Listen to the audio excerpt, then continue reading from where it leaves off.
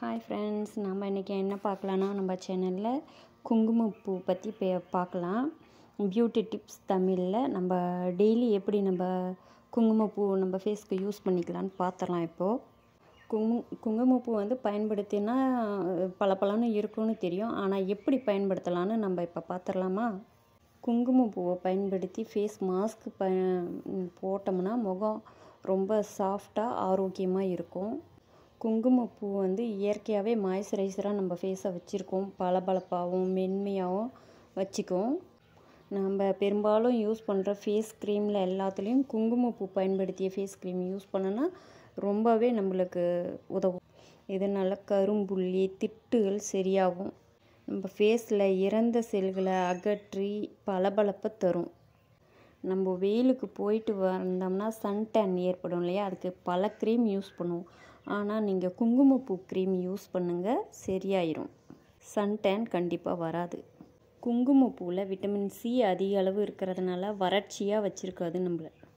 குங்குமப்பூ lotion sunscreen use பண்ணுங்கள். நம்ம ஃபேஸில் இருக்கிற அழுக்கை நீக்கி எடுத்துரும் இந்த குங்குமப்பூ. நம்ம ஃபேஸ்க்கு எப்படி உதவுதுன்னா வறட்சியை தடுக்கும், ஈரப்பதத்தை தக்க வைக்கும். விட்டமின் சி இருக்கிறதுனால நம்ம முகம் கலராகும், மெலனின் உற்பத்தியை குறைக்கும், இயற்கையாகவே பளபளப்பாக இருக்கும் நம்ம முகம். முகப்பரு இருக்கிறவங்க குங்குமப்பூ கலந்த க்ரீமை பயன்படுத்துங்க. குங்குமப்பூ ஃபேஸ் மாஸ்க் பயன்படுத்தலாம். குங்குமப்பூ கருவளையத்தை போக்கும். க்ரீம் யூஸ் பண்ணுங்கள், கருவளையம் கண்டிப்பாக போகும். குங்குமப்பூவை எப்படி ஃபேஸ் மாஸ்க்காக யூஸ் பண்ணலான்னு பார்ப்போமா? குங்குமப்பூவை தேன் இல்லைனாட்டி தயிர் இல்லைனாட்டி பால், இதில் எதையாச்சும் ஒன்று குங்குமப்பூவை கலந்து ஃபேஸ் மாஸ்க்காக வாரத்தில் 2 தடவை போடுங்க.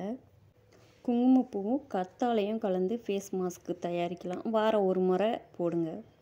குங்குமப்பூ மஞ்சள் பால் 3ஐயும் சேர்த்து ஒரு 20 நிமிஷம் கழித்து ஃபேஸ் மாஸ்க்கு போட்டுட்டு 20 நிமிஷம் கழித்து கழுவிடுங்க.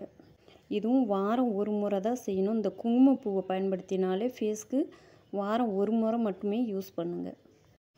ரோஸ் வாட்டர் குங்குமப்பூவும் 2ஐயும் கலந்து ஃபேஸ் டோனராக யூஸ் பண்ணலாம்.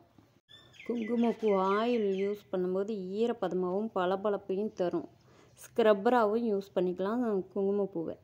குங்குமப்பூவை எப்படியெல்லாம் பயன்படுத்தலான்னு இப்போ பார்த்தாச்சு. இந்த பூவை பயன்படுத்துறதுக்கு முன்னாடி என்னென்ன நம்ம கவனிக்கலான்னு பாருங்கள்.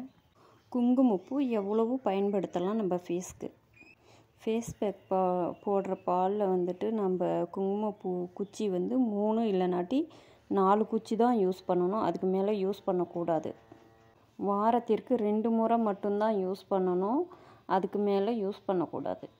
நம்ம ஃபேஸ் மாஸ்க்கோ க்ரீமோ யூஸ் பண்ணும்போது ஒரு நாள் யூஸ் பண்ணி பார்த்துட்டு டெஸ்ட்டு நம்மளுக்கு அரிப்போ வேறு எதுவும் தொந்தரவு இல்லைனாக்கா யூஸ் பண்ணுங்கள். குங்குமப்பூவில் தயிர் தேன் பால் சேர்த்து பயன்படுத்துவதால் அதிகமான நன்மை கிடைக்கும். நம்ம குங்குமப்பூவை நிறைய பயன்படுத்தினா சீக்கிரமாக சிகப்பாயிடலான்னு நினச்சி அதிகமாக பயன்படுத்தாதீங்க. குங்குமப்பூ பயன்படுத்திய க்ரீம்ஸ் டெய்லியும் தாராளமாக யூஸ் பண்ணிக்கலாம். நான் சொன்ன டிப்ஸ் எல்லாம் உங்களுக்கு பிடிச்சிருந்ததுனாக்கா என்னோடய சேனலை சப்ஸ்கிரைப் பண்ணுங்கள், சப்போர்ட் பண்ணுங்கள், லைக் பண்ணுங்கள். Thank you to all.